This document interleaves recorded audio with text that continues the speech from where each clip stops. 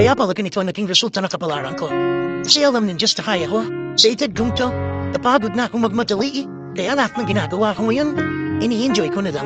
Siguro sa dami na rin naharap pinagdaanan, napagtantuan ang buhay ay mas malawak at mas may waga pa sa mga problemang dumarating sa buhay natin.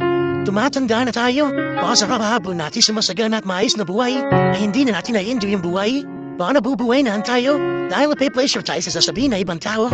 Marami na rin akong mga naging maling desisyon sa buhay, pero lahat yung nagsilbing aral sa akin. At natuto ko sa mga pagkakamali ko, ay mga tao sobrang nating mamahalin at bibigyan ng halaga. Pero ibabalik lang sa atin ay kabiguan at matinding trauma.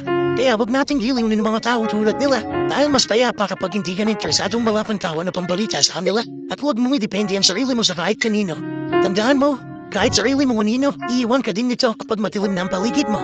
Kailangan natin matutunan na huwag ikumpara sarili natin sa iba dahil hindi natin laban ang laban nila. Karera mo to, di nila karera. Dahil ang buhay hindi naman nasusukat sa kung sino mayaman, kundi kung sino ang payapa. Kaya galingan mo lang palagi ito dahil napakaraming tao pangusga. Hilahin ka pababa at lagi mo itong tatandaan na makakatanggap ka lang ng papuri mula sa kanila. Kapag patay ka na.